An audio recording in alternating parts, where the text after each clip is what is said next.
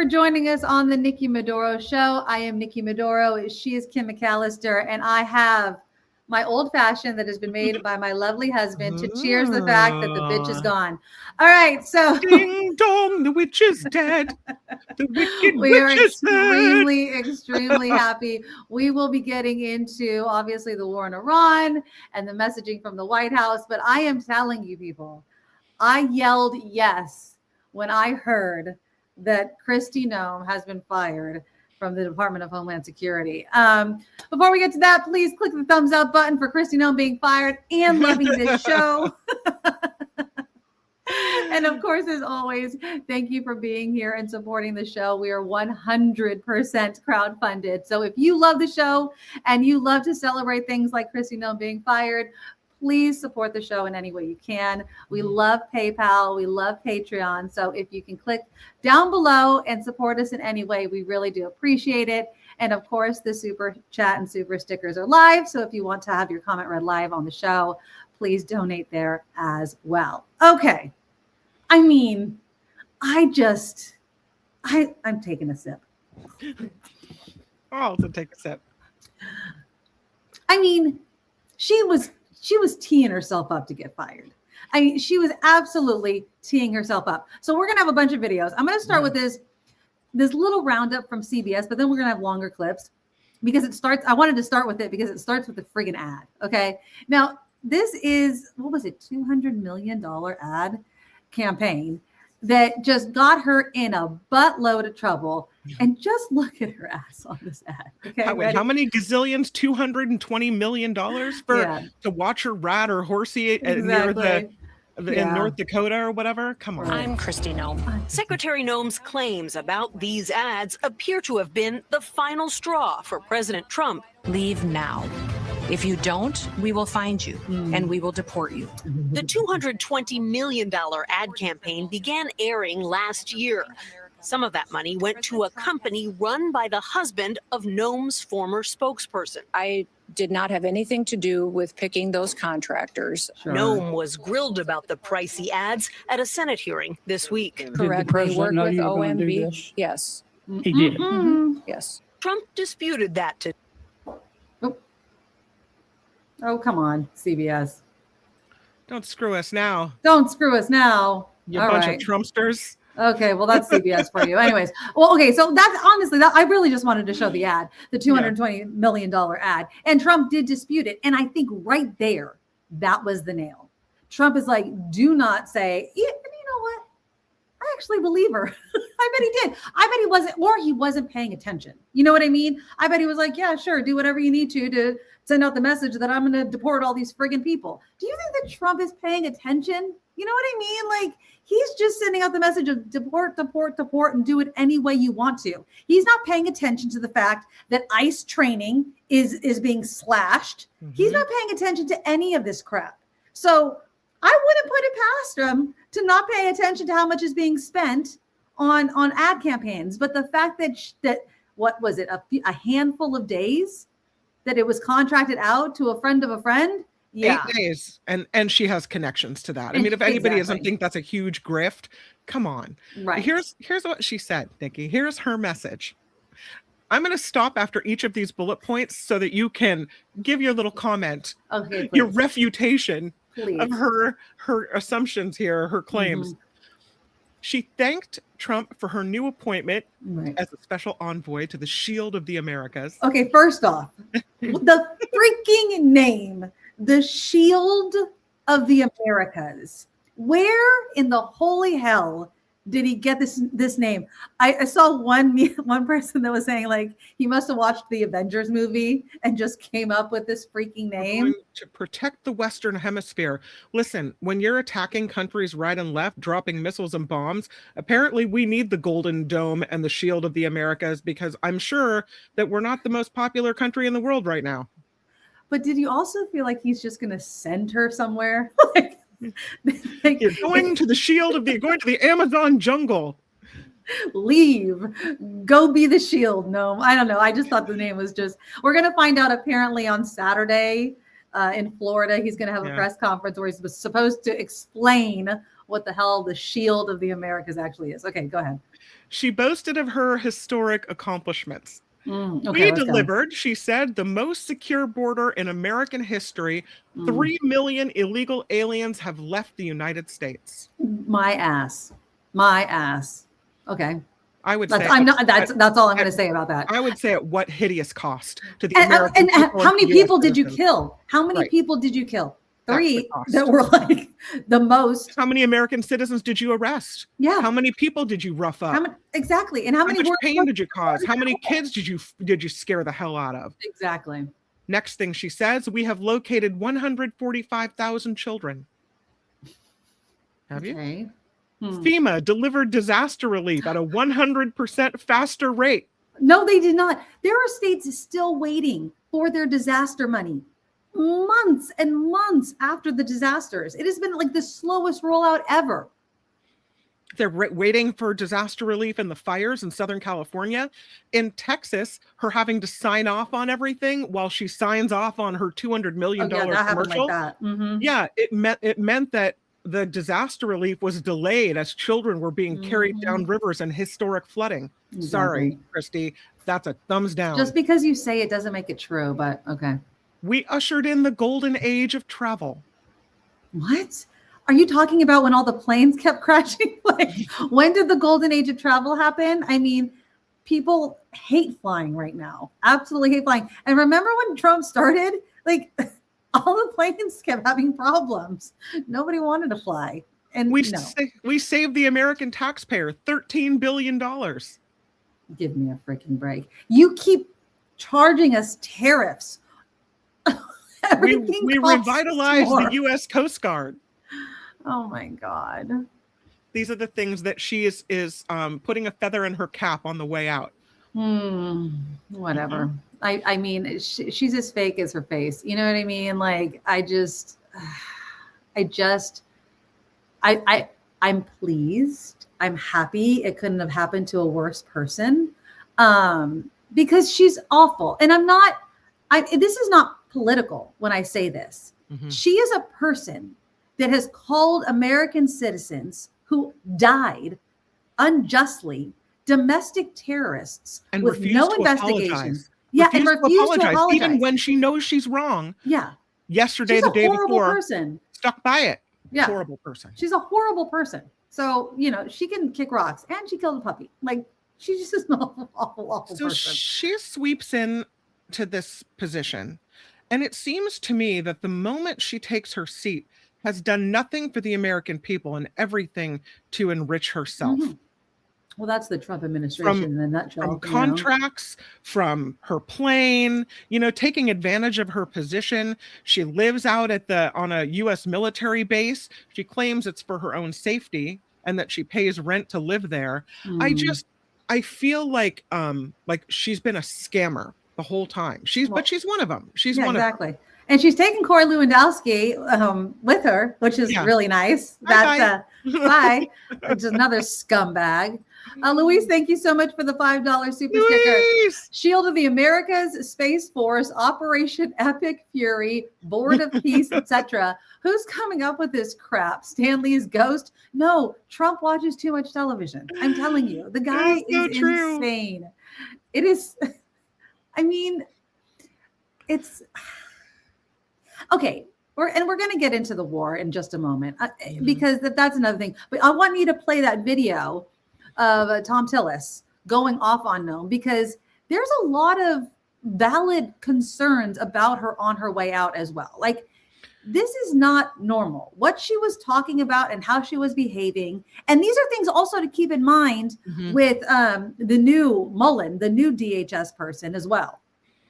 It's my hope that because she has been shown to have been lying to Congress, that when Congress flips, they'll be able to bring charges against her or have some kind of accountability for sitting in front of Congress and the American people, opening her face and letting lies spew forth. Right. But why am I disappointed with Secretary Noem? Because we're not going after enough people who did this damage at the expense of running numbers that Stephen Miller wants out of the White House. We just want numbers. We want 1,000 a day, 6,000 a day, 9,000 a day because numbers matter, right? No, they don't matter. Quality matters, not quantity, quality. And what we've seen is a disaster. Under your leadership, Ms. Noem, a disaster. What we've seen is innocent people getting detained that turn out are American citizens. I could talk about the culture that's been created here with Stephen Miller aiding and abetting. I heard first reports that he was the one that said it was a domestic terrorist situation where 2 people lost their lives in Minneapolis.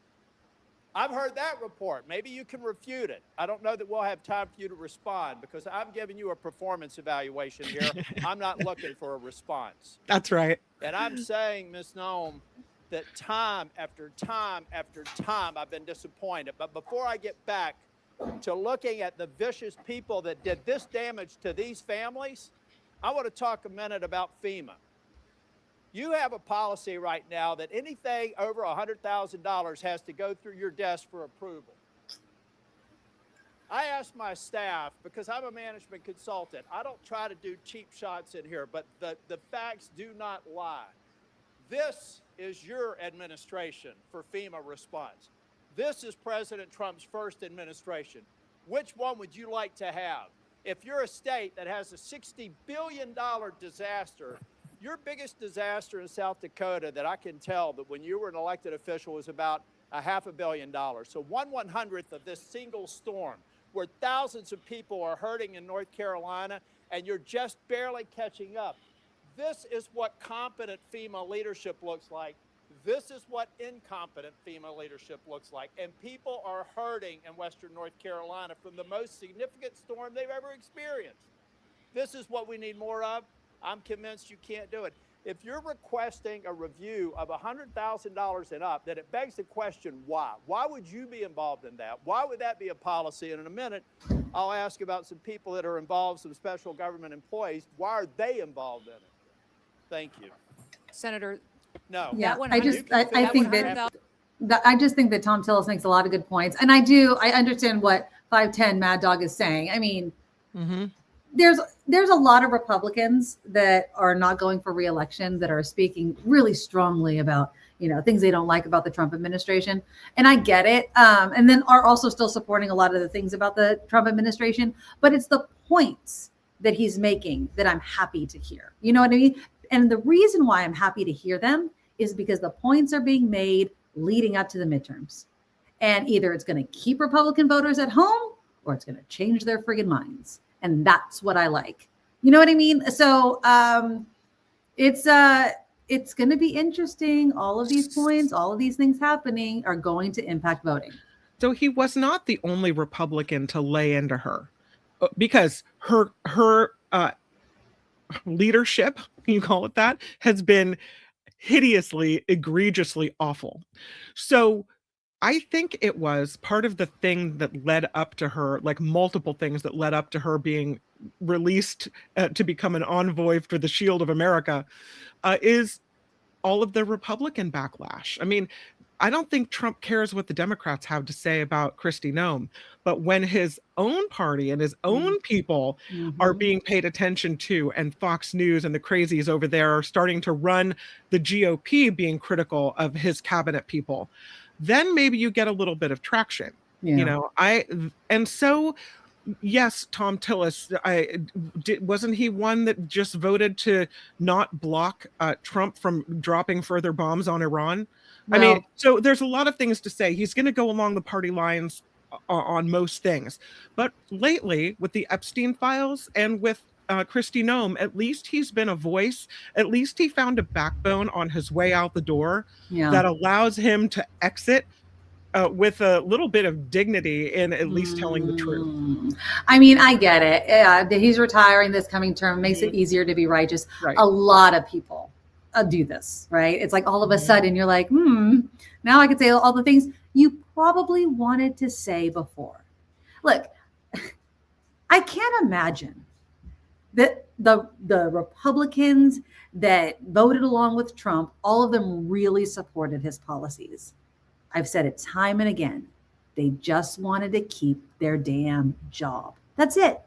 They thought about themselves. They put themselves over their country. We've said this for years, right? It's like, you know that it's not good for America. You know it.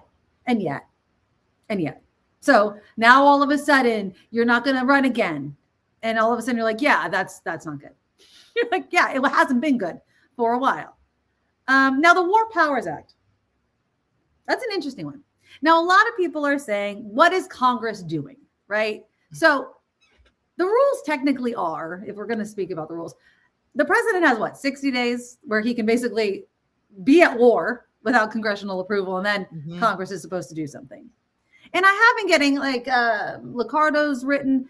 A lot of people are saying, not everybody, I'm not going to say everybody, are saying, I probably would support it, but you're supposed to ask first.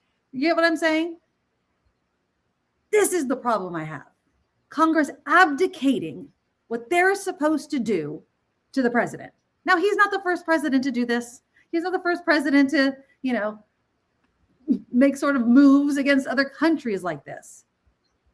But what is his friggin' plan? That's the problem. He does not have one. And if you think that he does, I am getting shades of shock and awe a la Bush. And it drives me freaking crazy. It is this belief that you can go into the Middle East and fight some sort of war. If we put boots on the ground, we've lost. I just do not believe we can fight a war with boots on the ground. It will last for freaking ever. I just do. I think it's just going to be another endless war. I don't see an end to it. So it better not be. So it just better not be. Yesterday, the Senate voted down a measure that would have limited Trump's war powers. And today the House did the same thing. And they will also not limit Trump from taking military action against Iran. Right. So, I mean, again, I don't see anybody stopping what's going on, right? So it's going to continue. Now, the messaging is really interesting, though, because remember, Trump said he wasn't going to start any wars, right? And yet he has started a war. Now, you might not, and then the messaging was really, really funny, because you would think that if he wants to be the peacetime president, right, that he wouldn't say the war. I'm going to take this down for a second, because they did a really funny little montage of not saying the word war because they didn't want to be caught saying the word war. Sure, not a war, right? Everybody's saying, it's war. And we may have casualties. That often happens in war. I don't know if this is technically a war. We didn't start this war, but under President Trump, we are finishing it. This isn't a war. We haven't declared war. The Secretary of Defense, who calls himself the Secretary of War, said today this is a war. We set the terms of this war from start to finish. Nobody should classify this as war. It is combat operations. War is hell and always will be. Strategic strikes are not war. It's war. 6. What is it? Are we still at 6? What's the last number that I know? Yeah, 6. six. 6 Americans have lost their lives. It is what it is, according to Trump. And it is. When you have strategic strikes, war, whatever, this is the risk that you take, right? And it shouldn't be taken lightly. But they don't want you to focus on that. The Secretary of War, Pete Hegseth, says, everyone wants to make Trump look bad. Yep. And that is not what's happening. It is just reporting on something that is very important to report on. I have it. I have the video that we were talking about earlier. This is the one of Caitlin Collins and Carolyn Levitt. So they get into it pretty badly. And I want you guys to tell me in the comments how you feel about this, because how do you think the press should be reporting on American soldiers' deaths? Given what Secretary Hegseth said this morning, is it the position of this administration that the press should not prominently cover the deaths of U.S. service members? No, it's the position of this administration that the press in this room and the press across the country should accurately report the success of Operation Epic Fury and the damage it is doing to the rogue Iranian regime that has threatened the lives of every single American in this room. If the Iranian regime had their choice, they would kill every single person in this room. And so we can all be very grateful that we have an administration and that we have men and women in our armed forces who are willing to sacrifice their own lives for the rest of us in this room and for every American across the country and for every troop that is based in the Middle East. That's what these was complaining that it was front page news about these 6 service members who were killed. That's not what the secretary said, Caitlin, and that's not what the secretary meant. And you know it. You know you are being disingenuous. There is not, we've never had a secretary of defense. Who cares more? Drones get through or tragic things happen. It's front page news. I get it. The press only wants to make the president look bad. Yeah, As you know, we cover the deaths of U.S. service members under every president. The press does only want to make the president look bad. That's a fact. Especially you. No, listen to me. Especially you and especially CNN.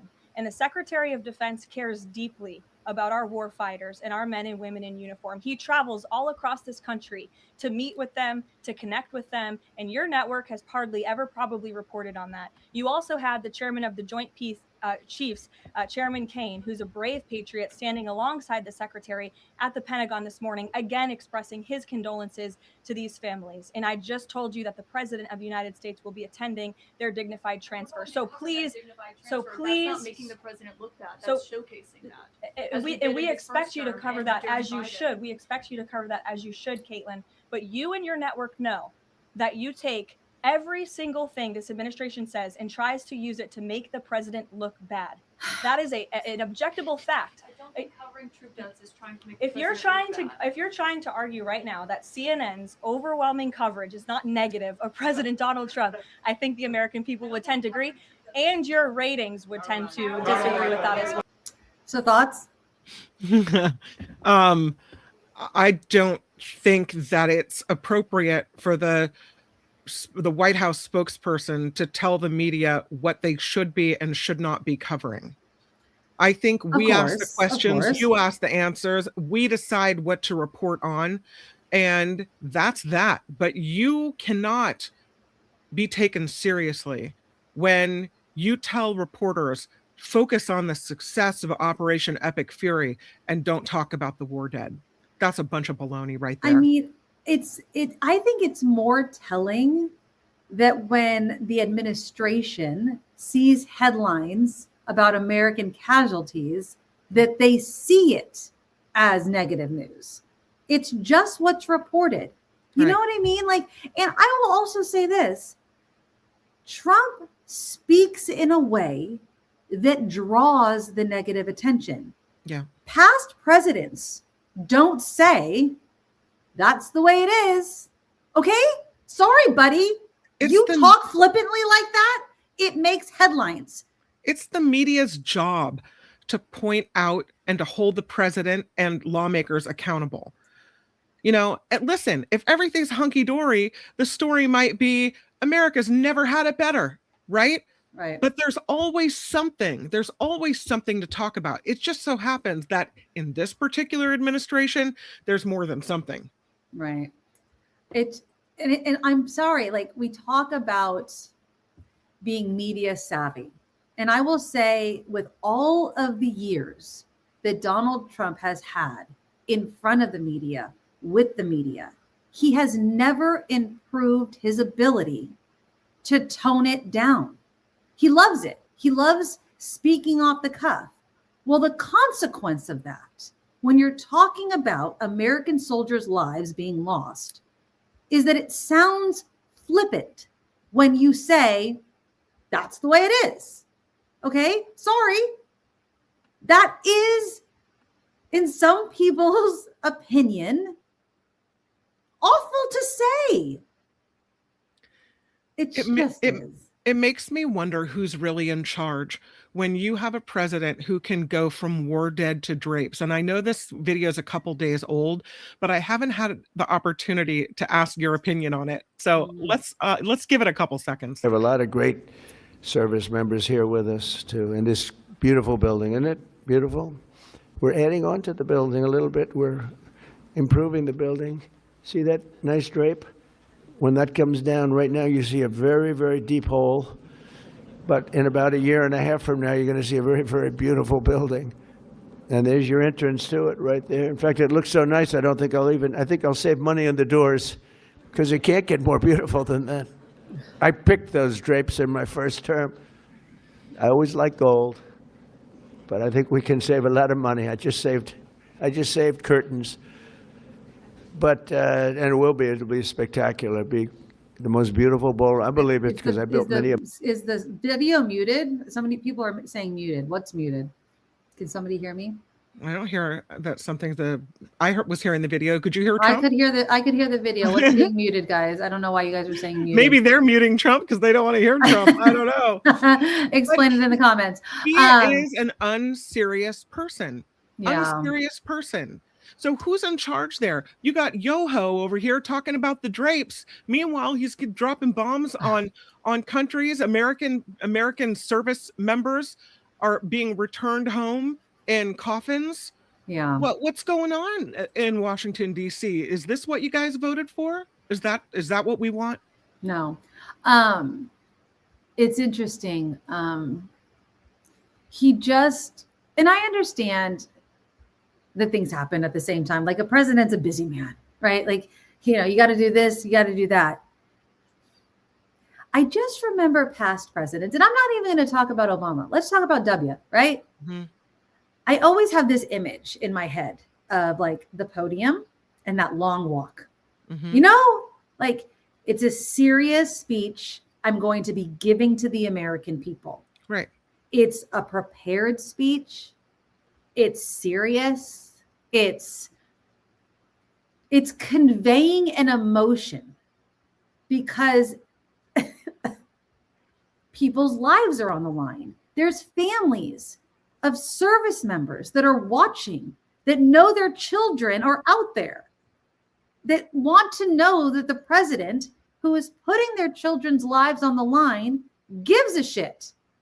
And so when you say it's war, more lives are going to be lost, that's the way it is, it would piss me off. Yep. I will say this for people that are like, well, he's just, he's a real guy and he's just telling it like it is. I don't want that. I want a president that gave it some friggin' thought. I want a guy that was in the back room really thinking about what he wanted to say to America. Yep. Why? He's the president of the United States. Shit. Like, give it some thought. I don't understand why that's a hard thing to understand. Is anybody giving it thought? I mean, you've got Hegseth deciding that it's more important to change the name of the Department of Defense and to tell people on Signal what's going on and to have a makeup room set up. Then you have him being serious, a serious person. Yeah. More macho, more like women shouldn't be on the front lines. That's the focus, and then they go up and they take all these they tell the generals, if you don't support Trump and if you don't support our mission, then you got to go. So all the people that were serious stepped away and they replaced them with nutcases who are over in Iraq talking about this is God's divine plan that we drop bombs and kill people in some other country. Sorry. Well, there's a new NBC poll. A majority of registered voters disapprove of how President Trump's handling the situation in Iran. 54% of voters disapprove of Trump's handling, compared with 41% who approve, 5% say they don't have an opinion or they're not sure. A similar share, 52%, say the U.S. should not. 52% say they should not have taken the military action. 41% say it should have, and 7% say they're not sure. 52%. This is a lower level of support than in most major military action they've ever seen, and that's from a Republican pollster. No, but really, Nikki, listen to that. What you just said. 51 to 52% of people think that going to war with Iran is a bad idea. What? I mean, what person in their right mind would say, yeah, let's go drop some bombs on Iran? Let's go get into a war. Let's inflame. Let's see if maybe we could roll the dice and cause World War III. Really? 52%? What happened to the other people? Other half of the country? Are they really this ridiculous? I lost my friend Nikki. Either that or I lost myself. I don't know. I think Nikki is frozen in time. But while we wait for Nikki, let me talk about Luis. Luis says you need to hear Speaker of the House Mike Johnson claiming we aren't at war, while Donald Trump claims the war is going awesome. Hashtag crap show contradiction. Well, speaking of that, I do have that video, as a matter of fact, and so I shall play it for you, just by special request, Luis. We're not at war right now. What? We're 4 days in to a very specific, clear mission, an Operation Epic Fury. They have declared war on us. We're not at war right now. We're 4 days in to a very specific, clear mission, an Operation Epic Fury. They have declared war on us. Yeah, so there it is. We are not at war, says Mike Johnson. That kind of goes along with what Nikki's talking about, right? Absolutely ridiculous. Of course we're at war. And now, I don't know if you saw the most recent reports. Now we've got other countries. Israel striking Beirut. The conflict is widening. You've got hotel and residential buildings being hit in Bahrain, in Jordan, in other places. Missiles are flying. Countries are trying to protect themselves. American embassies in all these countries are being evacuated. I mean, it gives me serious pause. If this were happening and there were competent people in charge, I might say, gosh, I really disagree with going to war. I really disagree with attacking this country, whatever it may be. But I would still have faith that America's military was being led by people who knew what they were doing, right? That when you're in combat or when things are happening, that it would be done in a way that is up to America's standards. Maybe that's part of the naivete that I'm just now realizing. We can have some serious idiots in charge, but I don't feel confident at all in the people making these decisions. Absolutely not. Walnut Creek's adult softball wants to know, who are these people in the polls? Who are the other 50%? Who are the other 48%? Listen, I know there's some MAGA people out there, but even if you were MAGA and believed in Trump, wasn't one of the tenets of MAGA that they don't want to go to war with foreign countries? America first. We're just not doing that. And now what do we have? So if you were MAGA, wouldn't your kind of core beliefs be shaken a little bit?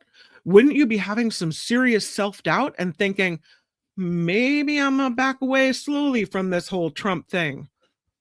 If you were MAGA, maybe you like that he spearheaded the demise of women's rights in this country.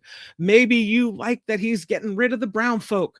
Maybe you like that he's got rid of the DEI at colleges and universities, those smart people, dadgummum, whatever. Sorry, I didn't mean that. When I do my MAGA, I automatically slip into dumb accent. Sorry, that's my bad. But I feel like if that was what you believed in, are you not, even as a MAGA person, looking at what's happening thinking, well, that's not exactly what he said he would do, right? Isn't he the peace president? And now here we are at war. I'm telling you. Tammy writes, how can Jared Kushner develop the beaches of Gaza with all this instability and mayhem, otherwise known as war? Wouldn't you wonder, don't you? I guess it's going to have to wait a little bit on that Trump Tower. Sandy writes, more like Operation Epstein cover-up. And it's really interesting that you should bring that up, because I just saw this story, Sandy, on CNN, and it says this.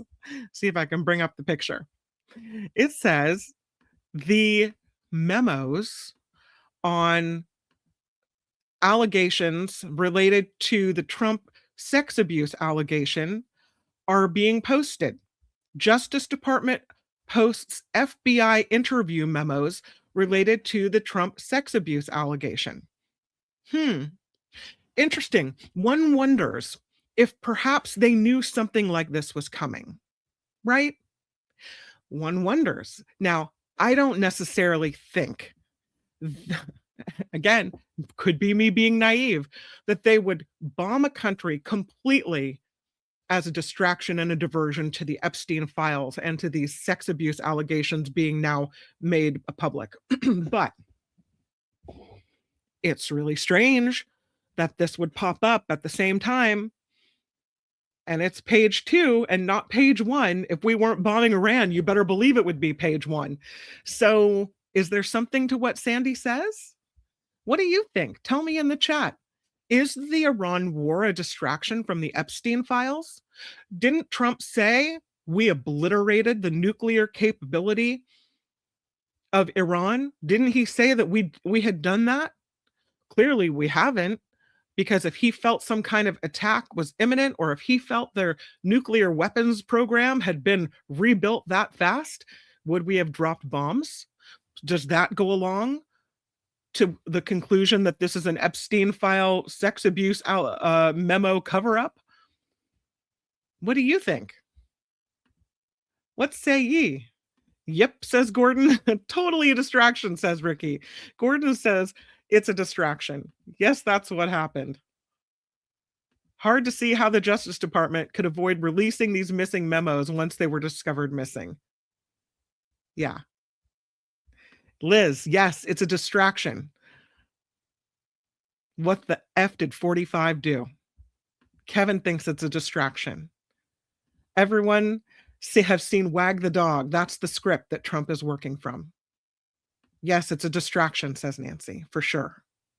You think that we bombed Iran to cover up the nastiness of the Epstein files? Wow. There is no, says Tammy, moral or ethical compass, especially when the FBI information needs to be quieted. Wow. Well, here it comes. Here's what we do. We don't look away. We don't get so scooped up in the firing of Noem and the dropping of bombs on Iran that we forget who this guy is. That we forget, I should point this way, who that guy is. Creep number 1. Creep numero uno. And he represents all of us in the White House. Nikki's having some technical trouble. My apologies for that. But we continue. We continue.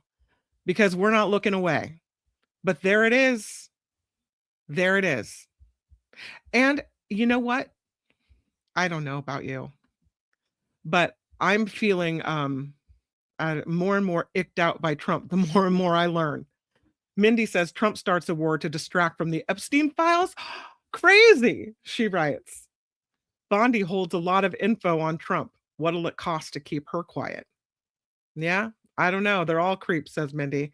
This war should be called the Epstein distraction war, says Kevin. Eileen, yes, she says it's a distraction, but not just from the Epstein files. Eileen writes, things aren't going well in the homeland. They hope war will unite the people in patriotism and give them an excuse to F with the midterms. I think you have extreme unrest when you have so many people protesting during the No Kings protest. You have absolute outrage when American citizens are being gunned down for doing nothing more than protesting on the side of a roadway and helping a lady up out of the snow, turning her car into traffic, right? These are things that are causing us incredible outrage in America. She's back. Freaking A. And then you see Noem. You hear that the ICE agents are being trained to ignore the Constitution. I mean, you see Trump trampling on the Constitution. So you might be right. We were just talking about. Okay, what were you talking about? Well, you took a little break. You were out on a drink. Sorry. You were on a drink break. We were talking about whether you think the war in Iraq is a distraction from the Epstein files.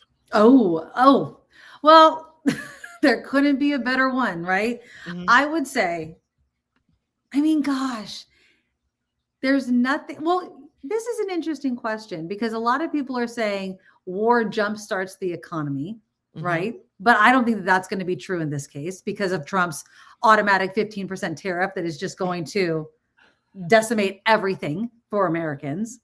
Also, what we were talking about before I abruptly left, the fact that that Donald Trump the polls show that nobody's supporting this war in Iran.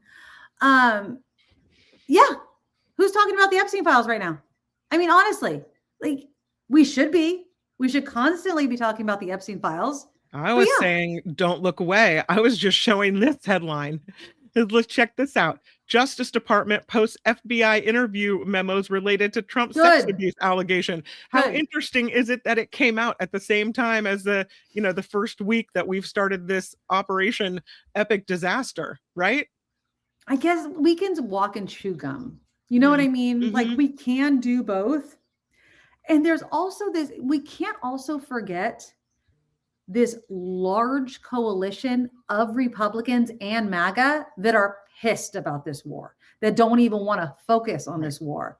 They're America first. And who was it? Well, I think it was Stephen Miller. I'm sorry, I have nothing up anymore. Stephen Miller changing the definition of what America first even means. Now he's changing it into this war is okay. I thought it was nothing except America, right? Like that was the whole point. And now all of a sudden we can go to war? We can fight other people's battles? It was supposed to be nothing but America, nothing but Americans.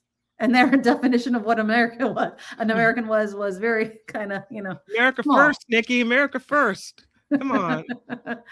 I just, I mean, and also, did you also hear that Tucker Carlson's been kicked out of MAGA? Like, it's just Tucker Carlson was trying to talk Trump out of bombing Iran. That's why he was kicked out. Don't do it. Don't do it. Because MAGA's whole point was let's not get involved in foreign wars. Let those people handle their deal. We're our deal. America first. That was their thing, right? If it was World War II, they would have been like, oh, don't get involved. Nope. Well, Trump has been saying this is Iran's opportunity. The Iranian people, they need to figure out how to put it. But this is Trump to the Iranian people. Figure out this is your opportunity to figure out your own government. But he also says he wants a hand in picking their new leader. How does that work? He wants to let the Iranian people do it, but he wants a say. He wants to vote. He wants to pick. Like he said, he should be involved in picking Iran's next supreme leader, and that the front runner to right now is the son of the Ayatollah, right? Mojtaba Khamenei. And that, he says, would be an unacceptable choice. What is it? You either let him pick or you don't let him pick. We're supposed to stay. I don't know. I mean, again, I don't want boots on the ground at all. At all. Because then the Middle East, fighting Middle Eastern wars, I've watched so many like documentaries because we were stuck over there for so long. And what I've heard time and again is that the battles, the landscaping, everything, they can go on forever. You know what I mean? Like it's just just physically can go on forever. This is a place where it seems like fighting breaks out all the time in the Middle East, right? They've had to fight for thousands of years. They are no stranger to what it means to be at war. I think America is a stranger to what it means to be at war. I will say this war has killed 1,230 people in Iran, 100 in Lebanon, at least 12 in Israel, of course, 6 Americans that have been killed as well. And I want to read this to you. Okay. This has echoes to me. I don't know why. And please tell me I'm wrong. But it has echoes to me of 9/11. All right. Okay. This is from the Huffington Post, and they talk about what Iran's reaction is to being attacked by the United States and Israel. Okay. Iranian Foreign Minister Abbas Araghchi Okay. Sorry if I messed up the name, is accusing the U.S. Navy of committing an atrocity at sea for sinking the Iran frigate Iris Dina in the Indian Ocean earlier in this week, killing 87 people. By the way, we didn't even help the survivors. We just went on our merry way. He said, "Mark my words, the U.S. will come to bitterly regret the precedent it has set." An Iranian cleric later calling on state television for the shredding of both the Israeli and Trump's blood. The statement from Ayatollah Abdullah Javadi Amoli, representing a rare call for violence by an Ayatollah, which is one of the highest ranks within the clergy of Shiite Islam. So they're calling for the spilling of Trump's blood. They're calling for the spilling of Israeli blood. That's nothing new. I think that America, and maybe I don't want this to sound racist or ethnocentric, and so please come at me if you think I'm getting it wrong. But it seems like in different parts of the world, different types of fighting are acceptable. Like you're more likely to see a car bomb in the Middle East, right? You're more likely to see some type of terrorist attack in this region of the world. Well, look at the people that are stuck over in Dubai. I mean, and I don't mean this in the wrong way, but how many of you have been seeing the TV commercials for fly to Dubai? You haven't been seeing those anymore, right? Like, go a little farther. Arab Emirates, right? Don't see it. Not right now, thank you. Ain't seeing those ads anymore, right? So, but so many Americans are still trapped over there. And you're reading these stories where they're like, we are not used to hearing bombings happening, air raid sirens, right? All this crap, because that's not our reality, but it is theirs. But my point is that if you piss the people of the Middle East off, then, and they're threatening to spill blood and that we, will bitterly regret the precedent we have set, their words, not mine, then all of a sudden you have, and we know the people in charge are not serious.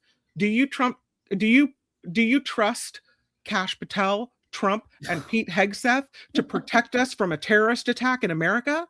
No. Do you? I mean, I don't. I really don't. What is it that was it former President Bush, that said they only have to be right once? We have to be right 100% of the time to let one of these attacks through. And so now you have all these pissed off people. And I mean, what is that? How does you look at how this anger against America is brewed, how it kickstarts? I'm not saying America deserves it. I'm not saying you and I and the American citizenry deserves to be attacked. But this type of action, of military action, I think can start this anti-American feeling that grows terrorism, and all of a sudden they only have to be right once, and that really scares me. It really does. I'm not trying to say that I don't care about the people that are losing their lives, but I'm looking forward to even worse things happening here at home. And I will say this. There was an article I was reading, or it was a headline I was reading, I don't know, that was saying, if you saw, I think the headline was New York Times or Washington Post, if you saw what Trump sees, you would have bombed Iran too. You know what I mean? Like that we don't know what we don't know. And even though we might not trust Kash Patel and Pete Hegseth, there is still intel that's coming in. And yes, we might not trust the heads, but I comfort myself to believe, and I have to, or I'm going to go down like a depressive hole, that there are still qualified people that are trying to stop these things from happening. But you're right. There likely are holes because we have unqualified people at the top, right? That are kowtowing to, how do I put this? To an ideal, right? That doesn't necessarily make sense. At the same time, I'm going to pull back from my bubble a little bit and be like, maybe I've got it wrong. You know what I mean? Like, we have to admit that to ourselves, Kim, at the same time, right? Like, we also have to, and I'll say, find comfort in the fact that we could be wrong on national security. No, I don't think we're wrong. I don't know. I'm not well versed in national security. Well, listen, that's what I'm going to say. Trump has dismantled our intelligence agencies and destroyed our allies that gave us espionage information in the past. We are more on our own now than not. Is the UK going to pick up the phone and go, hey, I think an attack is imminent. This is what I'm going to say. On that, I will say this. I don't think we've burned the bridges that much because we still have the planes, the gun. We still have the military might that countries, you know what I mean? Like we're still the United States of America and our military is still there. People still want us on our side. Like we still have it, physically have it. We are still armed. Does that make sense? Oh yeah, we're still the nation's policemen. Yeah, no. Yes. We still have it. We might have an ass hat, like playing with the toys, but we still have it. So no, I still think we just got to get an adult, behind it. But we're still the United States of America, and that's what I think pisses Trump off. Is he sees everything that we have, and he thinks that we should get more respect for it. And he wants more of it because he's an ego the size of, the earth. But no, I do think that our allies, and that's why when we hear all of these, summits, they're like, we need to start planning for no United States because they have to, right? Because we are that huge. We are that consequential. And I hope and I pray that something happens in which we can find a saner person behind it, that our allies come back to the table, because he will not be president forever. From your words, your lips to God's ears, but apparently God is not on our side. God is thinking that Trump is right, that this is the divine plan, that this is what, did you read the story about the military commanders? There's a foundation where you can complain if you're a member of the military to say that there's some type of mixing of religion and military orders. They have spread over 30 different locations in the Operation Epic Fury, folks.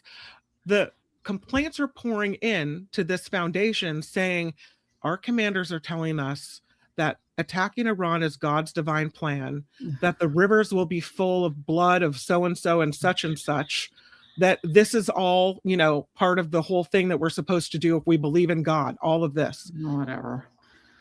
Jesus, Lord Almighty. These are the... No pun intended. I mean, it's like, is anyone applying logic and reason? No, do not bring religion. I'll say this. You can bring religion into war because it's always been brought into war, but it's ridiculous. Stop. This is countries fighting over dust of a planet that's spinning in the outer space. You know what I mean? Like, it's asinine. Stop. But you see Trump doing this whole, they have the what is it? Dr. Phil is leading the religion tribunal or whatever it is in Washington, D.C. Right? I do not know about that. Dr. Phil? Oh my God, Dr. Phil's in charge. He's making sure the Christians don't get discriminated against. Oh Lord, Dr. Did Phil. I miss Dr. Phil being part of this ass hat show? Dr. Phil is the religious czar of the United States now. Yeah. Dr. Phil, I think he's now in charge of there's a, what is it called? Are you freaking kidding me? The Religious Liberty Commission or something? Thank you. Religious liberty. And their whole point is to make sure, Religious Liberty Commission. Dr. Phil McGraw there's this commission now in Washington, D.C. But you see what I mean? Like how outrageous and stupid that He's so obsessed with reality television. But what I'm saying is you have a president that now has a Religious Liberty Commission because he thinks Christians in America need to be protected. And then you go drop bombs and kill people. P.S. That's against the Christian tenets of thou shalt not kill. And then they tell the military people that they're serving to God's divine plan. All of these things. It's like, what kind of alternate reality are we living in? I don't even know. I swear. if I didn't live here, I would think it was funny. You know what I mean? Like I kind of still do, but it's insane. I just don't get it. Listen to this. He's the one guy complains. He says he was told that President Trump has been anointed by Jesus to light the signal fire in Iran to cause Armageddon and mark his return to Earth. His complaint was filed on behalf of 15 troops, 11 of them Christians, 1 Muslim, and 1 Jewish person. Oh, that's it. That's it. Sounds like a joke. To the Military Religious Freedom Foundation. They have received now more than 200 complaints from service members across all branches of the armed forces, Marines, Air Force, Space Force. This is not a one-off. This is not one crazy commander saying this. This is across the military. They're saying this. This is cray-cray. They're cray-cray. This is insane. I don't know what to do with that. You know what I mean? I really don't know what to do with that. I don't know what to do with that. It's I'm gonna take that. Okay. And I'm going to use that to bridge to my next topic. All right. And this is why. Follow me on this. I'm going to use the people's in the military's religious mania, okay, to talk about James Talarico winning the primary in Texas, okay? Because there is a way to be religious and still politically win, okay? Because I don't know what to do with the military, so we're just putting that aside. Sorry, we're just ending that conversation. Nothing can be done. Nothing can be done about that. So James Talarico beat out Jasmine Crockett, to win the Senate primary in Texas. First off, what do you think about that? Because obviously, Crockett was the more progressive, more combative against Trump person. And she was the one that was gerrymandered with the new map in Texas out of her district. So she it was kind of stolen from her a bit. So she had to fight for it, which kind of sucked ass. What do you think? I have mixed feelings about this. This is one of those where you like them. I like both of them. Yes, I did. I had nothing against either. But but I still want your thoughts on it. You have to, if you had to choose one. I have to pick one? Okay, well, obviously. They weren't both going to win. This is really difficult.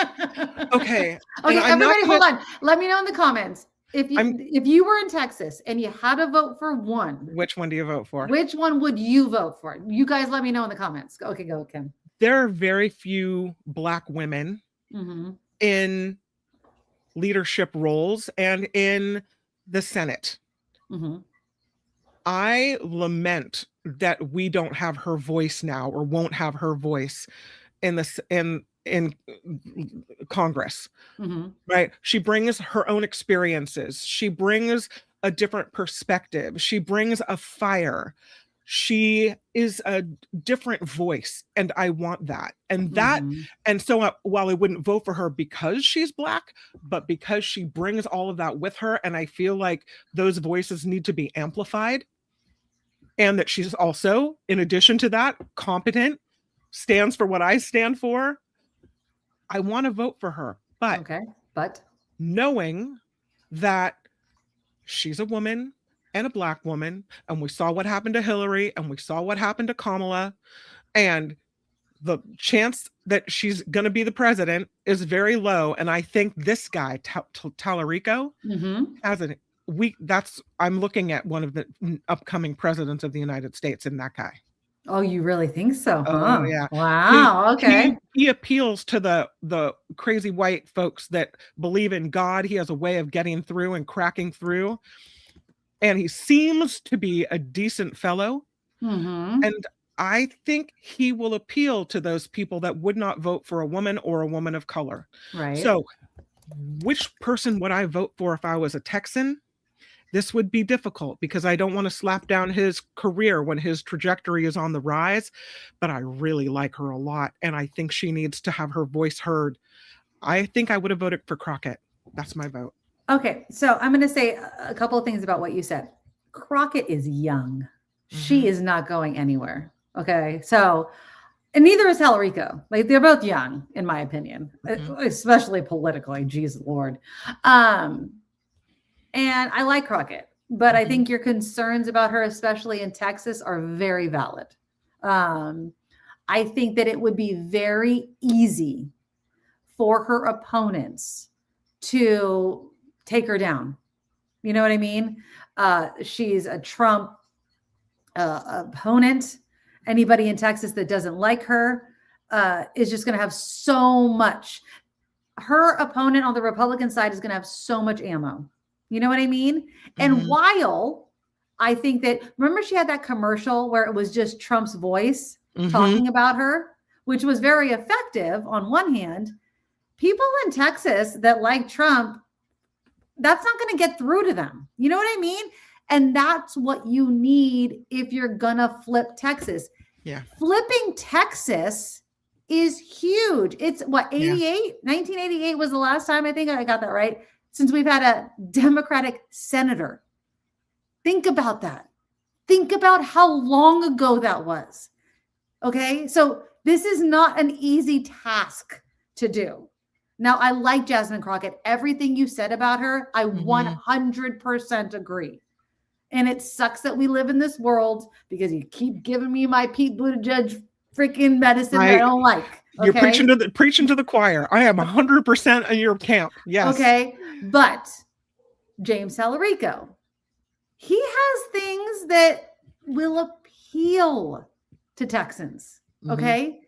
And the reason why I wanted to bridge it to what we were talking about with the religion and the military, very religious, extremely religious. Isn't he a pastor? Yeah. And can get in debates about religion, but uses that to say, I believe in religion, and it has no business in Washington. That's right. And that is what I love about him. He can explain it to those Texans, those Republicans, those conservatives, and explain it in a way that they would understand and be like, you have to be able to speak, butterfly to butterflies, right? Like you have to be able to do that. It doesn't make sense, no matter how much you may want the butterfly, it's just not going to happen, right? So you have to be able to do that. And I think James Talarico has a better way of doing that. And I think that the Republicans are really scared, especially because their two candidates are highly flawed. So Texas Attorney General Ken Paxton said he would drop out of the race against Senator John Cornyn, if Republicans met several conditions, which are quite big. So he said today he would exit the race if Senate leadership eliminated the filibuster, and passed a bill that would require voters to show proof of citizenship to register to vote. And Donald Trump, I don't think at this hour, I don't think he still hasn't thrown his support behind anybody, but he wants one of them to drop out, right? And he's like, if one of them doesn't drop out and says they're not gonna, I don't like it. They're both highly flawed. Okay. I don't know. I think that Talarico, who was it? Karl Rove. Karl Rove even said today that he thinks Talarico can do an upset. Karl Rove said that today. I'm telling you, this guy, he breaks through to people. And if you really think you're religious and that's really your jam, then, he has a way of speaking like he's in the pulpit. And he reaches you. I would love to see a split Texas, a Democratic senator and a Republican senator. That actually, for a state the size of Texas, I would love to see. Yeah. You know what I mean? That would be so interesting to see, just politically, how that would work. You know what I mean? What do you think? What do you think about what happened on election day in Texas, because they changed the rules. And apparently the word is they were telling people who used to be able to go to any polling place in their, I guess, district where they were registered and cast a vote, that no, we're only, this is the Republican polling place. You have to go to this polling place. I didn't hear about that. This is what happened in Texas. There was a very big confusion by voters about where they were supposed to go vote. And because of that, a judge allowed the polls to stay open 2 extra hours. And then another judge said, no, if you weren't in line by 7 o'clock, the polls can't stay open till 9. So if you weren't in line by 7, you got to take all those votes and cast them aside or hold them aside. That's provisional or something, or what? I just, as you know, maybe it wouldn't have made a difference. Maybe it would have. I don't know. So this is how it went. Previously, this is according to NBC, including during early voting, voters in these 2 counties, huge counties, including Dallas County, right, could cast ballots at any countywide voting location. Right. But casting ballots Tuesday was limited to party-specific precinct polling sites, which confused people about where they were supposed to go. Some voters were turned away, others cast provisional ballots. About a third of the voters had problems, apparently, and that contributed. It's a huge. That's huge. And so they think it was because of redistricting and the move to precinct-based voting in the counties that attributed to that confusion. So how does that play a role with confusing voters and doing all this in kind of election tampering? Yeah. Were the Republicans trying to pull something like this? And I mean, I don't know. It's maybe it's conspiracy thought, but that is what happened there. And it did mess things up. I would say again, that is why we have to continue to push people to check your registration, check where you're supposed to vote. In this election, more than anything, people need to check and double check because that's what they're betting on. And I mean, I'm going to use the ghost there, right? Like, let's not blame it on anybody. Let's not be political about it. Let's just be adults about it. Are you an adult and do you vote? Check your registration. Right. Check where you're supposed to vote. That's as simple as that. This is a year not to assume. Don't assume anything. Just check your registration. I just did it. And I'm probably going to do it again as it gets closer, right? Like, just check it. It's not that hard. Even if you've done it the same way for the last 10 years, double check. And, you know, if you have a senior citizen that you know, go over to their house, check for them. You know what I mean? Like, hey, let's just hop on the computer, check their address. Do you know where you're supposed to go? You know what I mean? And hey, give them a ride. Because you know what? There's going to be probably a lot of people who, not in California. I know we're in our bubble here, so it's not going to be a problem here. I know it's not going to be a problem here. But, you know, in other states, it's probably going to be a problem. They're going to call it ballot harvesting and shit like that. You know what I mean? So it's going to be a shit show. But in all honesty, I say it once, I'll say it a million times. We've always had obstacles in generations of voting. You just got to keep voting. You just have to vote. I was watching a shit show. Don't judge me. I was watching Love is Blind. Okay. And this stupid freaking guy. So don't judge me. And so this guy was getting, had met the dad of the woman. Right. And so the dad is doing rapid fire questions to this guy. And he's like, who'd you vote for? And he's like, I didn't vote, but if I voted, I would have voted for Trump. And I'm like, a friggin' a-hole, right? And I'm like, how do you say something like that? Like, I wouldn't vote, but if I voted, I would vote for Trump. And I'm like, that's a really weird thing to say.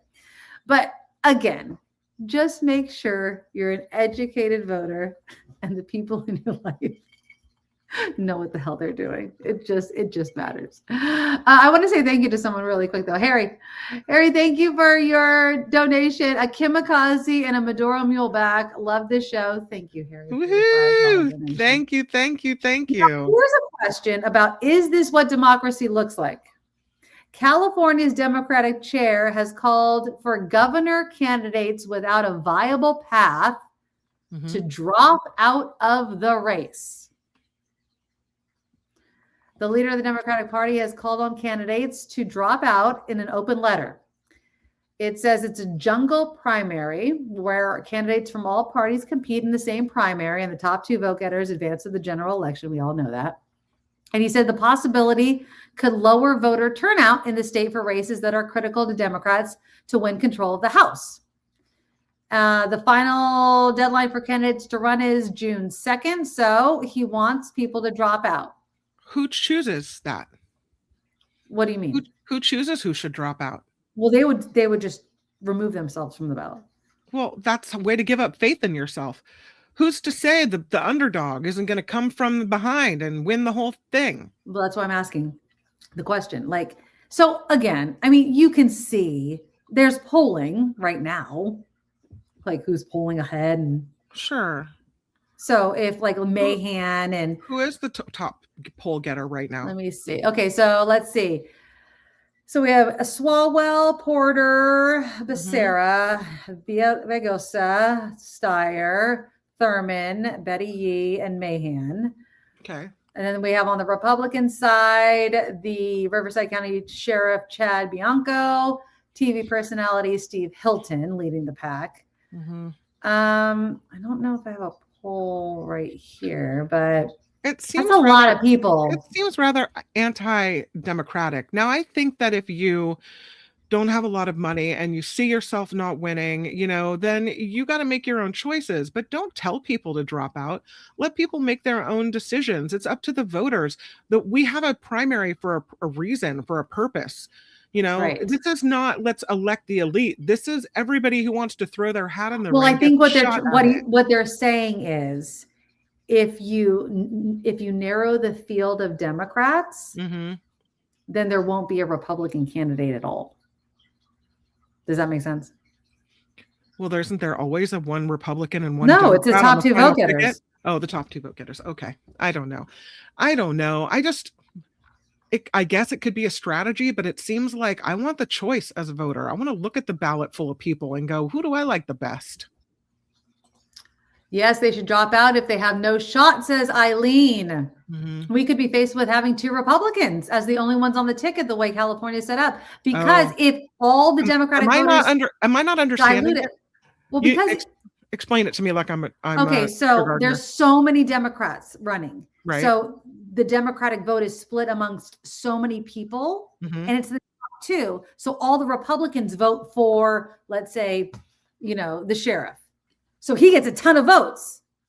And then the Democrats only get, the top Democratic voter gets, so it's like 200 to 50. When did we change that? Because it used to be that you would go to the, you know, vote on your Republican ballot in the primary, and you'd vote on the Democrat ballot in the primary. And then when we came together for the general election, there'd be one Republican, one Democrat, one Green Party, one whatever. When did we change that?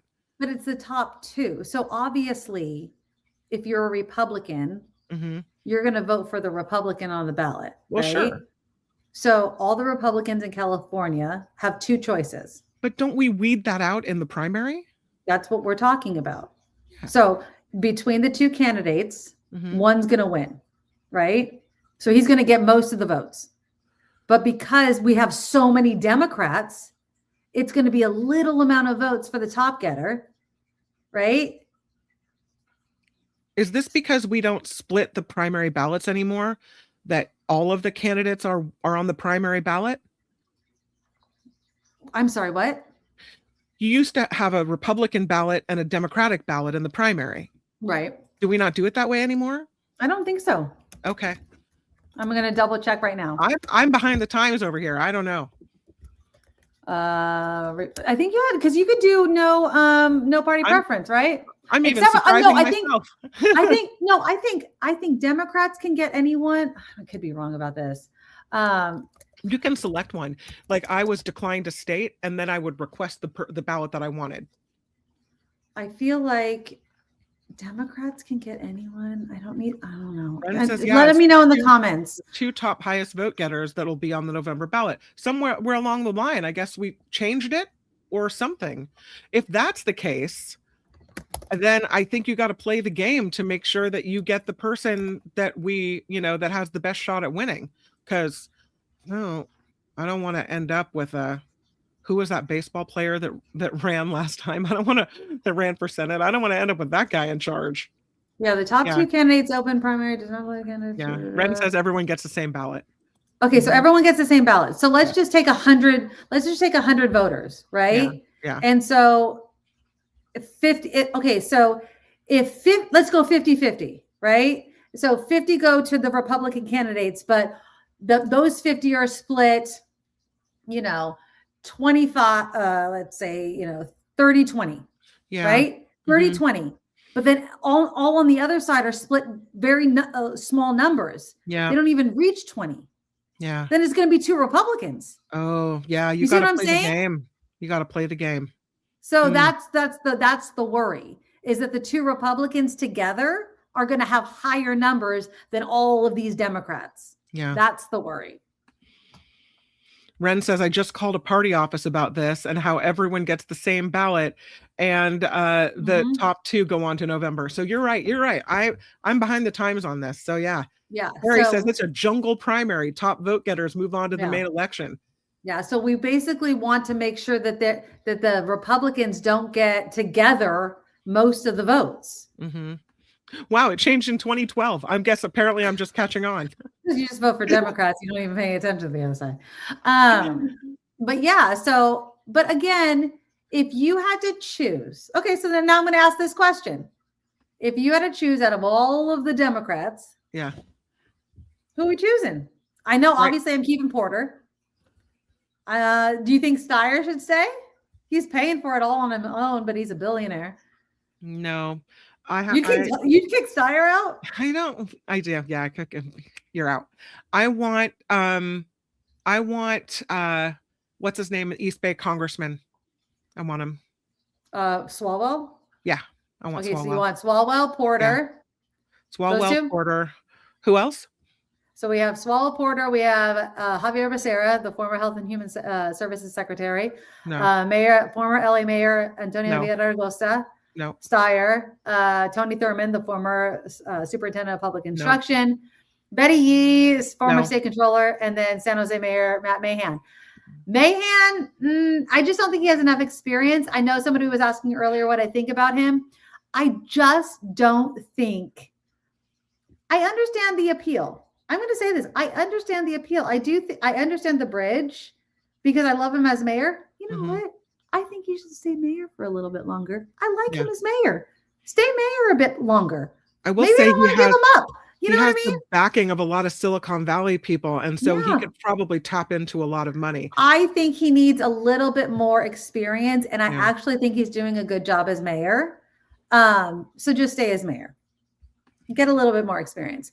I think it's going to be a three-way race between Swalwell, Porter, and Steyer. That's what I think. If people drop out, I think Thurmond might stay in just because he's a big name, but Sarah probably will stay in. It might be those people. I don't know. Geez, it's ego. You know what I mean? Like, who's going to stay in? But Mahan might stay in because a lot of tech people like him. If you have money backing you, are you going to drop out? You know what I mean? Well, in the end, do you not have to do what's best for the state and the party? I want Porter. I am going to stick with my original vote. Sue Ann says Porter lost me when she was bitchy to staff during an interview. No freaking way. She freaking won me again. I don't care. Those Silicon Valley people are anti-democracy, says Ren. I don't care. Yeah. Porter can be bitchy. She can have a bad day. Swalwell might be the best. But if I had to narrow it down to 2, it would be Swalwell and Porter. Right? Oh, absolutely. If I had 2, Swalwell, Porter every day of the week, twice on Sunday. Yeah. I think they're both. Honestly, I'd be happy with either. But I do think, okay, this is the thing. I think Eric Swalwell carries more baggage than Porter. Perhaps. I do. In Washington, I think, and it's stupid baggage. I don't think it's valid baggage at all, but he carries baggage. The whole China thing is ridiculous. But I just think he carries stupid baggage. But yeah, I would go Porter and then Swalwell. That'd be my vote. So that's how I'm voting. I don't think we go wrong with either one of them. Yeah, I would not be disappointed with either. I wouldn't at all. Yeah. I won't vote for Steyer. I just don't believe billionaires should exist. I know I know people think that's a stupid thing to say. I just don't. I think that being a especially a multi-billionaire, there's something fundamentally wrong with being a billionaire. You're leaving a bad taste in my friend Nikki's mouth, billionaires. Knock it off. Yeah. Oh, Cindy, thank you for the $10 donation. You, Arnold Cindy, changed the again. rules. Now the top 2 primary winners could easily have less than 30% of the vote with all the candidates running. Steve Garvey got on the ballot as Porter and Lee split the progressives. Yes. Thank you. Thank you. Thank you. Thank you for the contribution as well. Yeah. That's she explained it really well. Thank you. Thank you. Yeah. It's going to be interesting. It's, but yeah, that's a great question, Ren. And I think it's because of what someone was saying before about being bitchy before. She knows she needs to she's like, I'm going to keep my head down. She had a little too much attention. I think she, because she was bitchy and she had that bad interview. She's like, I'm just going to, but again, maybe she's getting some media training also. I think she did good on the dais, at hearings and things like that. And you know what? People are allowed to have bad days. You know what I mean? They're allowed to have bad days. I don't care. You know what? I don't care. It's not her first bad day, but maybe I don't care. I don't care. Maybe I the don't thing care. we like about her, which is her ability to bring the facts and the receipts and Exactly call it out, also comes with that's the main course, and it's served with the side of bitchiness. I don't care. You can be a bitch. Be a bitch. I do not care. To stand up and speak out. I don't know. Be a bitch. Yeah. I don't even care. You know who else is a bitch? Men. Every day and twice on Sunday, but they're never called it. So you know what? I don't care. Go ahead, sweetheart. It's fine. It's absolutely fine. I don't care. No, go with it. It's fine. Ren says, no, it's not good to be running and absent at the same time. Nope. No, she's honestly, if you don't, then you're not subscribing to her campaign. I get an email almost daily from her. She's not on television, but again, I will say this, Gavin Newsom, when he was running for re-election, held off on running ads until the last friggin' month. You want to know why? Money. It doesn't matter right now. It doesn't matter right now. Why would you spend money right now? It doesn't matter. You know when the midterms are? A long time from now. So they're doing emails and things that are free. So I'm getting tons of emails. I'm getting tons of stuff like that. So if you subscribe, you're getting tons of that stuff. But yeah, no, women can be bitchy. Women can have bad days. Look who we have in the White House. Are we seriously lowering the bar for Katie Porter? Please give me a break. No, but I don't want that to be the norm anymore. No, I don't want us to say, well, gee, Trump's the biggest asshole on the planet, so we should be able to accept all assholes that want to apply. No, but she's not an asshole. But she's not. We know that. So she had a smart aleck remark to a reporter. Okay, fine. But is that going to negate all of the times she stood up to CEOs and called them out for the American public? Like, are we going to forget all of that because of 1 or 2 bad interviews? The American public are just so fickle. It's bullshit. So no, no, I'm not going to fall for that. No. Teacher Lori. Hello, Teacher Lori. I missed you earlier. She says, I still like Porter and I don't care if she's bitchy. Exactly. Like she can have a bad day. She can have a couple bad interviews, but she has done so much to defend the American public and save our asses money that I will not forget that. So no. Tammy with a tip for Florida voters. I'm voting for David Jolly for Florida governor. She says he's got some of the same qualities as Talarico and has a chance with soft Republicans. We need a Democrat for governor. She said it's been 30 years in Florida. Oh, good luck. I'll keep an eye on that. I have my sister, my half sister lives in Florida. God, it'd be awesome. I would love to see these longtime red states flip. And I'm sure there's people in red states that would love to see California flip. You know what I mean? I'm sure they're keeping an eye on us. They're like, wouldn't it be great if California flipped? I'm sure the same shit happens everywhere. There's almost an historic number of members of Congress that have decided not to run again. Yeah. There were 2 more just yesterday that have the one from Utah, one from Wyoming that decided we're out, Republicans. And a lot of people, I've also heard a lot that have said, because I believe in term limits, and they're not old. Yeah. Some of them are saying, I'm going to put my money where my mouth is and say, I'm done. I've been in office for a certain number of time and I'm done. Like, we should be coming out of office and not be in it year after year after year after year. And I respect it. If you're going to say there should be term limits, then you should term limit yourself. Is it really that they believe in term limits, or is it that the climate of politics in this country is so awful that they just burn out so fast? I mean, they have to take the Trump, road. They have to go along with that because that's what they're there for. Meanwhile, they come home to these town halls and to represent the people that elected them, and they get an earful. I mean, they get a blastogram. So maybe it's just too much. Maybe people, they're hearing it, and that people are really, and they have to be associated forever with being part of the Trump rubber stamp crew. So maybe that's it. Maybe they just don't want to do it. I don't know. And also, I've heard that it's constant fundraising. It's not doing what you wanted to do when you're in Washington. It's like you spend half the time just raising money for your party. So it's probably not what they thought it was going to be. And they're disillusioned by the whole thing, which kind of sucks. And they don't want to go to jail. They're going to go to jail. That's probably the smartest thing. I love what Ren says too. They should resign right now so our country can be saved. Can you imagine if they did? And if somehow in special elections they were replaced by Democrats and senators and House members. I mean, the faster we get the House and the Senate turned blue, the more of a possibility it becomes that we can get rid of Trump. Right. I mean, because this is a disaster. Yeah. I just feel like I love seeing people after Trump leaves office being like, I didn't agree with him. I want to see what Carolyn Leavitt does. Where are you now? After she leaves office. I want to see the gymnastics that bitch does. You know what I mean? I want to hear it. I want to see it. I want you to pretend you're Caroline Leavitt in 5 years. She's going to do Dancing with the Stars and try to like remake herself or something. She's asked about, Caroline, you get a lot of criticism about, the things that have now been proven false that you were saying behind the microphone. How do you respond? Yeah, it's going to be interesting. It's going to be really.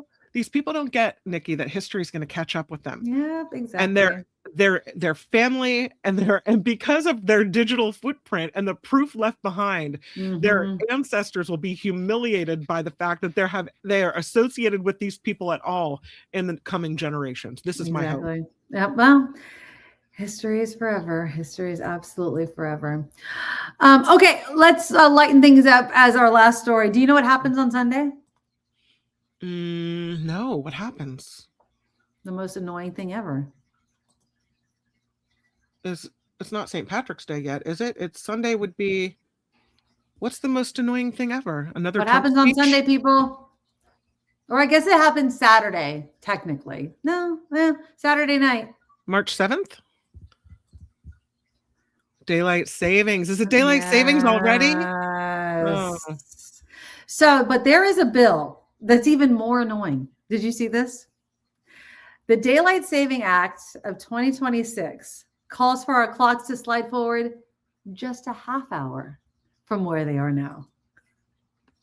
Now, do you think that a half hour would be less annoying than a full hour? I think the whole thing is nonsense. Didn't they do a study that showed that it somehow affected accidents? Yes. I love this time of year. I love losing an hour of sleep and getting the sunlight. Like, I love it. I love this time of year. This is the best time of year ever. I love it. This is my favorite. I love it.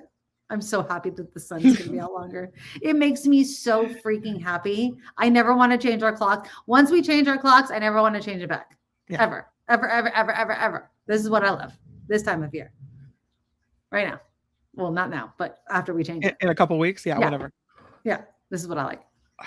I have to tell you, it's annoying to have to change the clocks, but it doesn't really affect me very much. The time change, like whatever time you tell me it is, that's fine. Well, I mean, Monday, I'm off on Monday for some stupid reason the school's off. So it doesn't matter to me. And I don't know, now that I don't wake up at like 2:30 in the morning, everything seems like sleeping in. You know, I think if you've ever worked mornings on radio, nothing is as bad as that. No, everything's fine. Don't worry about it. Like, as long as I'm not waking up that early, everything's fine. But I love long sunny days. It just is awesome. But that makes no sense. 1:30. Yeah, exactly. So half hour, they're calling it half daylight saving time. They say, though losing a half hour of sleep would be less harmful than a whole hour, setting our clocks forward at all is less desirable for our health. Everything points to that it's bad for us. And yet every year we have the same freaking conversation. I don't understand. Actually, twice a year we have the same conversation because we do this twice a year. But yeah, we're supposed to change our clocks back. But I just love it.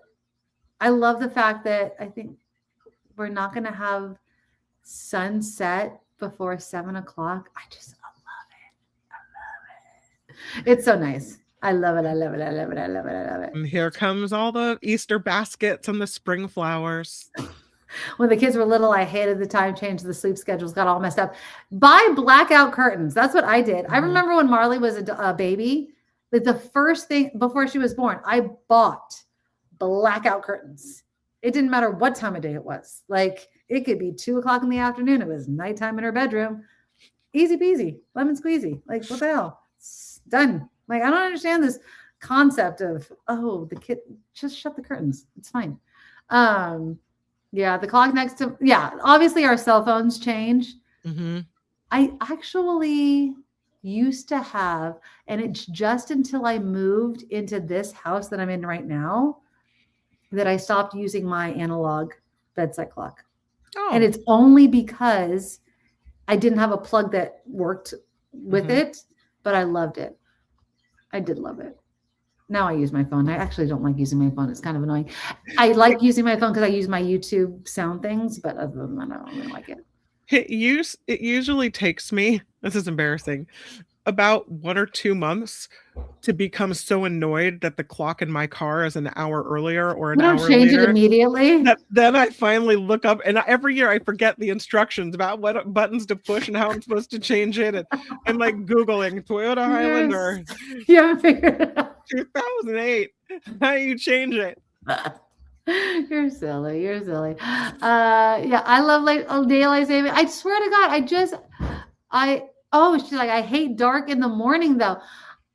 I mean, I guess it matters what time you wake up. I mean, I don't wake up that early anymore. And when I worked mornings, it didn't matter. It was always night. It didn't matter if it was daylight saving or not. It didn't matter. Agent Kitty Feets, Heather is very susceptible to the light in her room. I hate blackout curtains. If it's dark in my room, I'll sleep for 4 days. Oh, I sleep with a sleep mask. It's nighttime no matter what time of day it is. See, I could sleep day or night anywhere. You could tell me to lay down on the floor right now and I'd be asleep. Oh no, I'm not like that at all. I am such a light sleeper. I've said this before. I sleep with a sleep mask, earplugs, and I still am a light sleeper. I still hear the YouTube sleep sounds that I sleep with, like earplugs, eye mask, black curtains, and I'm still the lightest sleeper ever. I don't know. I know I go into REM sleep. I know I do, but the lightest sleeper even ever. if you're exhausted, do you still have to do all that, jump through all those hoops? Even if I sleep by myself, I sleep with earplugs. Like I started doing it. Aren't you afraid someone's going to break into your house and attack you? I have Nugget. Nugget will bark at a leaf falling. Okay. If Nugget hasn't barked, there's nobody in my house. Gordon's like, I'm a light sleeper too. Yeah, no. As long as Nugget hasn't barked yet, I'm good to go. Like, no, there's nobody in my house. But yeah, it's just, I need silence and darkness, and I just can't sleep without it. And I started sleeping with earplugs when I started dating my husband, who was my boyfriend at the time. Sorry, I lived in sin. And I couldn't stop. And so I've never slept with, it's been more than 25 years I've slept with earplugs. Wow. And even if he's gone, I have to sleep with him. I can hear the house. You know what I mean? I can hear the house. I don't want anything on me. Like, I don't want anything encumbering me. And to the point where my feet are sticking out from the bottom of the covers. Like, I need to be free. Oh no. I don't know how you sleep with all that crap all over your face. I can't do it. Oh no, I need it. Yeah. I need it. I need a blanket. I need a cuddle. I need cuddle. But yeah, no, I need to be in a sensory too. I want to do like the sense, the float thing where it's like, no, you have nothing. I want to do one of those sensory things. You do the breathing where you do in for 5, out. No, for 5. You do it 5 times, in for 5, out for 5, and it's supposed to put you out like a light. I don't even get past 3 and I'm gone. I heard it about another one. Have you tried the eye thing? What's the eye thing? You look up, look down, look all around. Yeah. Okay, you ready? Okay. What are we doing? Okay, so apparently you're supposed to do this. Okay, I'm gonna take my glasses off. I'm blind as a bat. Okay, so I'm gonna do it with my eyes open. It's gonna be good. I'm gonna do it with my eyes open. Okay. But obviously you're supposed to do this with your eyes closed. Okay. So you're supposed to look left and then right and then up and then down. And then you're supposed to go around the circle this way, around the circle that way. You're supposed to look like that this. does make me tired. And you're supposed to do it like 4 times. Oh yeah. And then you're supposed to, and apparently you fall asleep. That's what I heard. I had that same tired feeling right now from just doing that. Yeah. No, I'm not kidding you. When I did that around around and around. Yeah. Sometimes your eyes just get tired. Wow. But you're supposed to do it with your eyes closed. So I've done it a couple of times. And apparently by the 4th time you're just asleep. So I've done it a couple of times. But honestly, sometimes I fall asleep good. Sometimes I don't. You know what I mean? Like, I don't know. Ren says she tried that eye thing. That didn't work. Yeah. Sometimes the eye thing doesn't work because I'm wondering, like, are my eyes closed? Because I sleep with an eye mask on. So you get in your head. So I'm a woman. You know what I mean? Like, I'm just in my head. I don't know. It's just too much. My husband's a light sleeper as well, and he has an eye mask. He looks like a princess. I didn't say that. He's gonna come in and start yelling at me. I've had so many eye masks. Oh, not only I have an eye mask. I have like my hair thing because I want my hair to look good in the morning, so it's all silky. I mean, I'm a thing when I go to bed. I'm telling you. You know, when you're a teenager in your early 20s, you think you're going to look hot when you go to bed, and when you're in your 40s, you're like, let's just do this. You know what I mean? So, Sandy, okay. So you want to do it again? You want me to do it again with the eyes? Okay. It was I'm look so left. blind. Like I'm literally doing this blur. Look right. Okay, ready? Okay. Okay, you go. Go left. Go right. Go up. Go down. Around the circle, and then you go cross-eyed. You do it 4 times. That's so funny. Meanwhile, Deidre's like, ladies, I have just found that nightly edibles are great for inducing sleep. Why? I can't do stuff like that though, because it'll affect me in the morning. I cannot do stuff like that. I just like people tell me that all the time, and I'm like, no, because I don't know how it's going to affect me in the morning. And I gotta get going, man. I get up at 6:15 in the morning. I gotta get up.